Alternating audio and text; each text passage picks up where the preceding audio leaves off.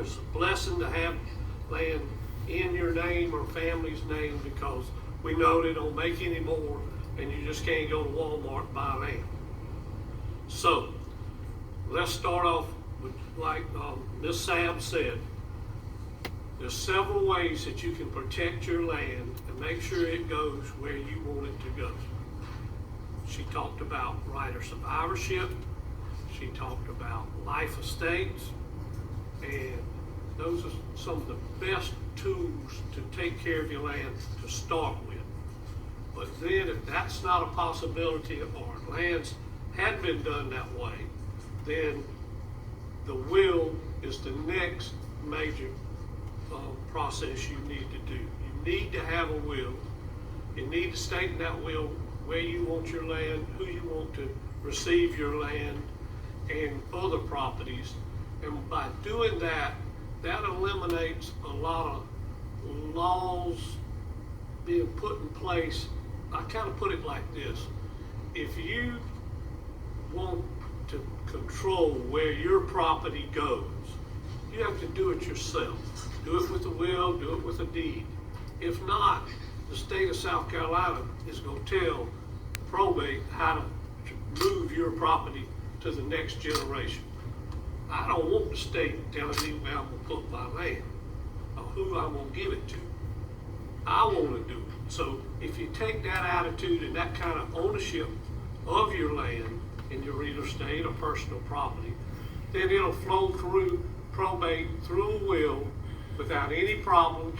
You name your personal representative who's going to take care of getting that land through probate, paying your bills, and making sure that land is preserved the way you want it preserved. Now, we get to land that has not been taken care of through the years. Great-grandmother dies, never probated a will, it keeps moving down, and it becomes heir property. We want to avoid that. The way to stop that from happening is to start right now. Go home, check your deeds, make sure they're clear like the clerk said, and start your process of a will or deed to get your land where it needs to be. If you are involved in heir property, there's a group that's going to speak after me that will help you get this land to where it's back in ownership, to where it can keep moving along. It's very important. A will. Do a will. And it's very important that when someone dies in your family and you're the next of kin, or you have a connection to that person, probate. Go to probate and let's get the property taken care of and move to the next generation properly, to where these folks over here with the protection of heir property and trying to keep that, save that property for you, won't have a job. And that's what we want. We want all the land to be in your control and not divided amongst so many people that the land is not worth anything. It can't be sold, you can't cut timber, you can't even put a home on it. That's what we want to get away from, because once that land gets that way, usually taxes don't get paid, it's sold on the courthouse steps, or some developer comes in and takes family land. Very important. Do a will. Make sure that you either do a will or deed and protect your property. And I want to tell you here, your probate judge in the courthouse is your best friend. You go to that judge, you get them to assist you or help you, or when somebody dies, don't fear the probate judge. He's there to help you transfer and move that property to where it belongs in your family, to the heirs or people you want it to have. I could go on and on about it, what you got to do, what timing is involved and all that, but that's not important. The important thing is right now, protect your land. Go ahead and make a will. If you got a grandmother that doesn't have a will, get her to make a will. Right on down the line so we can get this property in y'all's hands to where you don't lose it. And once it gets out of your hands, there's no way to get it back. Okay? What about questions? Does anybody have a question?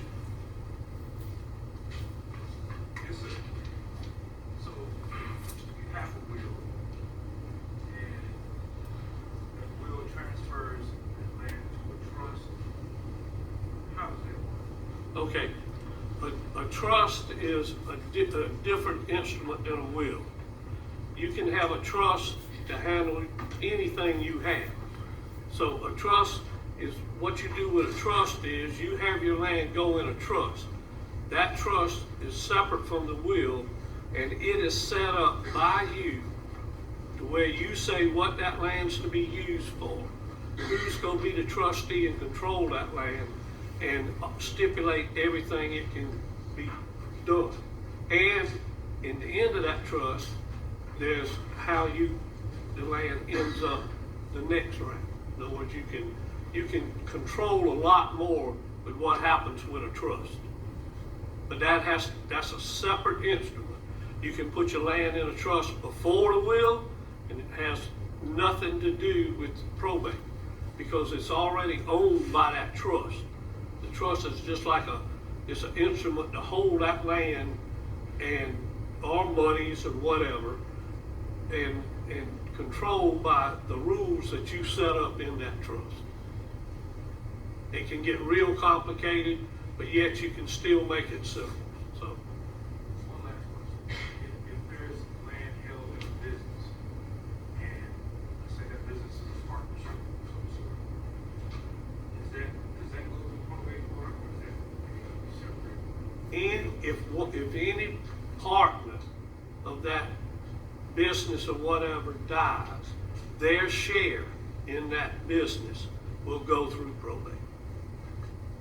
If they own part of that business, it will have to go through probate, and then it will be dispersed according to the will or by South Carolina intestate law. Any other questions? Yes, sir. What is acceptable as a